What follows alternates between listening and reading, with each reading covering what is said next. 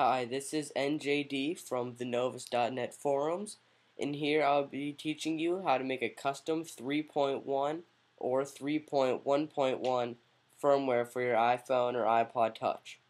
First off, you're going to have to go to the website felixbruns.de. Once you're there, click on iPod firmware, scroll down, and where it says iPhone and iPod Touch, you're going to find the 3.1 or 3.1.1 firmware relevant to the product you have. So I'm going to click iPhone 3G and download it. Now it's downloading. After that, you're going to open another tab, and go to the website blog.iphone-dev.org. Let it load. Once there, you're going to scroll down and you're going to download PwnageTool 3.1. Okay? Once that is downloaded and installed, you're going to open up PwnageTool.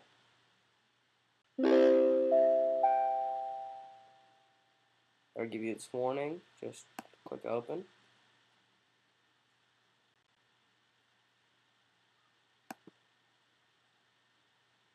It'll open up, and it'll give you this warning. Just click OK. I suggest going to expert mode, and then you click what product you have. Either if you have the iPhone 2G, which is the first iPhone, the iPod Touch first generation, or the iPhone 3G. I have the 3G, so I'm going to click that. It'll browse for your IPSW firmware, so let it do that. There you go, it found mine. Double click it, and then it'll bring you to this menu. There's General, City Packages, Custom Logos, Boot Neuter, Custom Packages, and Build. First, you're going to go to General. If you're doing it on an iPhone, it'll give you the option to activate the phone. If you're not on AT&T, or if you don't have a plan with them. So I do, so I'm going to not do that. So then you can choose the root partition size. I normally put it to 1 gigabyte. Let me type that in. There you go. And then it will give you the boot neuter settings. Just click next. Okay, alright, next you have Cydia packages. With Cydia packages, you can put packages from Cydia, like you can see on my screen. I have Winterboard and Super Nintendo Entertainment System for iPhone, which are normally on Cydia. You can put them directly into the firmware. So I'm not going to do either one, but you could.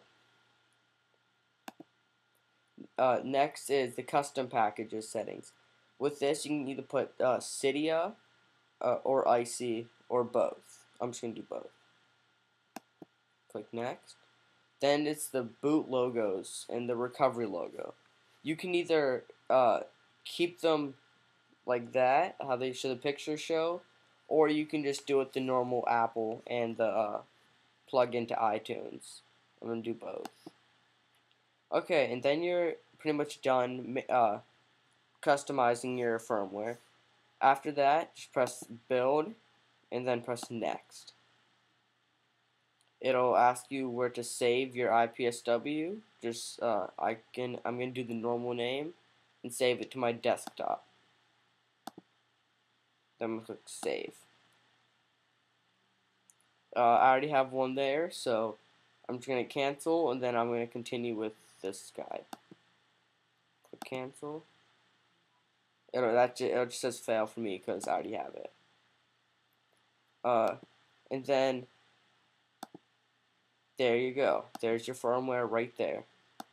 And this guide also works with the iPod Touch first generation, although you'll have to use the iPod Touch or the iPod 1,1 3.1.1 firmware instead of the iPhone. And that's pretty much it. This works with the iPhone 3G, the iPhone 2G, and the iPod Touch first generation. And then if you PwnageTool will then after you make the custom firmware, it'll ask you uh, if it's ever your iPod's ever been pwned or jailbroken before. Just select no, and it will guide you on how to go into DFU mode. And screws, if you screw up on that or you can't get it, I'll post a link to a guide on thenovus.net of how to put your device into DFU mode.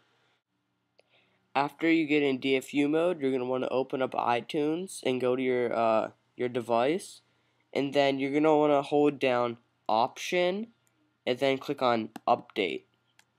From here, you find your the file you're going to use, and I have this, so that's what I'm going to use. And then just click Choose, and then after that, it'll restore it and give you jailbreak you on 3.1 or 3.1.1, and you'll be good to go. So once again, I am NJD from thenovice.net, and I hope this helps you. See ya.